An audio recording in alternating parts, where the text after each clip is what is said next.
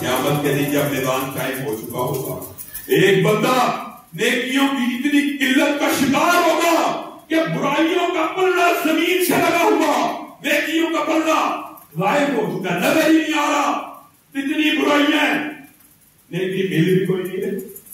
اس کے رجسٹروں کو فرشتے اللہ دے گا، کھنگالو ہے کوئی نیکی، اللہ کوئی نیکی نہیں ملتی، کھنگالو کھنگالو، دل کا جائزہ لو، دماغ کا جائزہ لو، کوئی نہ کوئی نیکی دیکھے۔ ہاں اللہ ایک نیکی ملی ہے، ایک چھوٹی سی بچی دائیں پلڑے میں ڈالی جائے گی، صحیح حدیث کے انسان، دایاں پلڑا زمین پہ لگ جائے گا، بایاں پلڑا جو برائیوں کی بوجھ کی وجہ سے گرا پڑا تھا غائب ہو جائے گا۔ اللہ کون سی نیکی ہے جس نے آج میرا پلڑا بھاری کر دیا؟ اللہ کہے گا ہاں ایک نیکی ایسی ہے جو بندہ کر کے میرے پاس آ جاتا ہے، میں اس کے ہر گناہ کو معاف کر دیتا ہوں۔ اللہ کون سی نیکی؟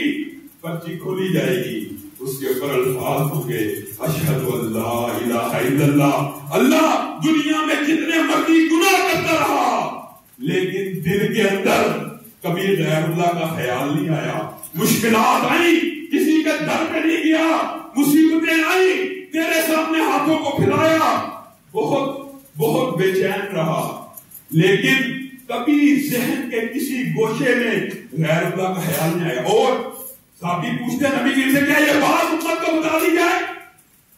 حضرت عمر مکہ مارتے، خبردار تو نے یہ بات کسی کو جا کے بتلائی لوگ اعمال کرنا چھوڑ دیں گے۔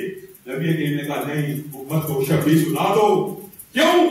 یہ بات بھی ذہن میں رکھیے، بعض لوگوں کے ذہن میں یہ اشکال آ سکتا ہے کہ شاید اکیلا کلمہ توحید بغیر نماز اور روزے کے انسان کو بخشوا دے گا۔ نہیں، چند احادیث فضائل کی ہوتی ہیں، ان میں ٹوٹل مکمل کیفیت کو بیان نہیں کیا جاتا۔